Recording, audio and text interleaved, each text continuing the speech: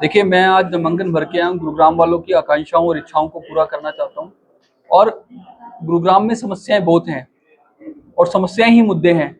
आज गुरुग्राम में अस्पताल नहीं है, गुरुग्राम में बस स्टैंड जर्जर हालत में है, गुरुग्राम में पीने का पानी नहीं आता, गुरुग्राम में चंद मिनटों की बारिश में पूरा गुरुग्राम डूब जाता है और कूड़ा करकट हर जगह फैला रहता है।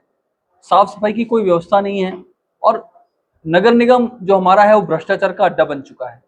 तो मेरे लिए यही मुद्दे हैं कि गुरुग्राम 10 वर्ष पीछे हो चुका है और सबसे बड़ी बात है कि गुड़गांव के लोगों की सुनवाई नहीं है।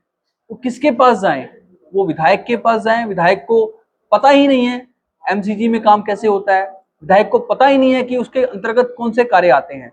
और बीजेपी के जो पदाधिकारी हैं या जो उनके कार्यकर्ता हैं वो सिर्फ और सिर्फ बीजेपी के नेताओं के लिए अपने कार्यक्रम करते हैं। तो यही मुद्दे हैं हमारे लिए कि हम विकास करना चाहते हैं। जो गुड़गांव 20 साल 10 साल पीछे चला गया है उसको आदर्श गुरुग्राम बनाना चाहते हैं। देखिए, मैं इस गुरुग्राम को आदर्श बनाना चाहता हूँ और आदर्श गुरुग्राम बनाने के लिए ही आज संकल्प लेकर के गया और आदर्श तरीके से गया। आज मैंने अपने माँ बाप का आशीर्वाद लेकर के आज वाहेगुरु जी के द्वार गया, गुरुद्वारे गया, वहाँ पे आशीर्वाद लिया, अपने पदाधिकारियों से आशीर्वाद लिया और एक साधारण तरीके से हम लोग नामांकन भर के आए हैं क्योंकि हम साधारण परिवार से आते हैं। और देखिए, हू हल्लड़ करना या रैली निकालना, इससे कहीं ना कहीं हम जनता को परेशानी ही देते हैं। हम जनता की परेशानी दूर करना चाहते हैं, ना कि उनको परेशान करें। तो आज हमने बड़े साधारण तरीके से हम गए हैं और एक संदेश भी दिया है कि ठीक है, साधारण परिवार का साधारण व्यक्ति भी नामांकन भर सकता है। तो यही कारण था कि हमने कोई बड़ा रैली नहीं निकाला।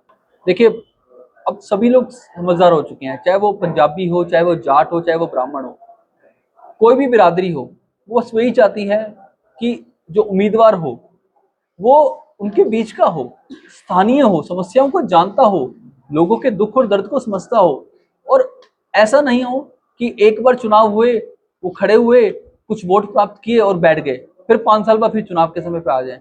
तो मुझे लगता है इस बार रही बात पंजाबी बिरादरी की, पंजाबी बिरादरी भी जानती है कि जो लोअर लेवल का पंजाबी है, एक प्रमुख पंजाबी क्रीमी लेयर तक उसकी पहुंच ही नहीं होती है, तो कैसे उसको वोट देंगे, कैसे उसको समझेंगे।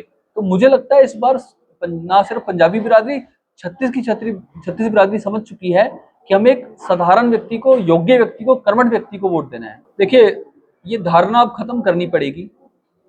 क्यों? क्योंकि आज भारतीय जनता पार्टी ने जिनको टिकट दी है, कहीं ना कहीं वो धर्म के नाम पे और मैं कहूँगा भगवान के प्रति यात्रा करवा करके वोट लेना चाहते हैं, लेकिन ऐसा नहीं है।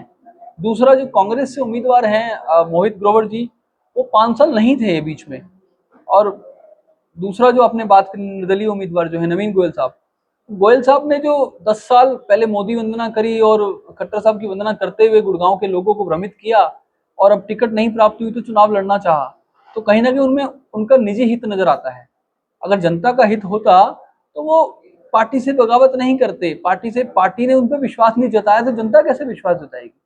तो हम तो साधारण व्यक्ति हैं और साधारण तरीके से चुनाव लड़ना चाहते हैं और हमारी लड़ाई इन लोगों से नहीं है। हमारी लड़ाई एक समस्याओं से है, अपने आप से है कि हम इन पूंजीपति उद्योगपतियों के सामने आ रहे हैं, ये बहुत बड़ी बात है। देखिए, मैंने जैसे बताया 9 विधानसभाओं पे हमने फाइनल किया है।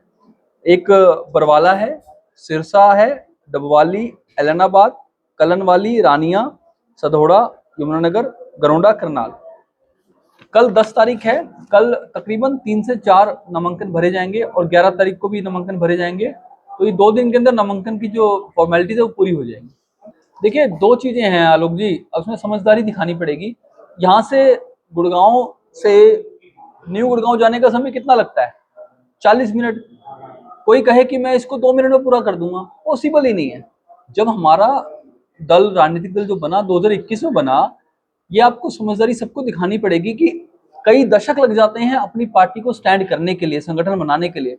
तो हमने 3 साल में जो काम किया है गुड़गांव में, गुड़गांव एक कमर्शियल लैंड है, गुड़गांव एक राजनीतिक भूमि नहीं है जहाँ पे लोग राजनीति को में रुचि रखते हो। यहाँ से लोगों को समझाना बड़ा मुश्किल रहता है, लेकिन 3 साल में जनसेवक क्रांति पार्टी ने जो भी काम किए हैं वो जनता के हित में किए हैं, गुड़गांव की जनता को जागरूक करने के लिए किए हैं। तो मुझे लगता है 3 साल में जो सफर हमारा रहा है वो बहुत अच्छा रहा है और रही बात लोकसभा की एक सीट लड़े हैं, मुझे लगता है हमने अगर एक सीट लड़ी है तो आने वाले सालों में हम 543 सीट पे भी लड़ पाएंगे। जो भी खेल खेलता है व्यक्ति, जब भी हम मैच खेलते हैं क्रिकेट में तो व्यक्ति कहता है हम जीतेंगे, तो हम भी 9 सीट जीतेंगे ऐसा तो सोचा अनुमान नहीं है।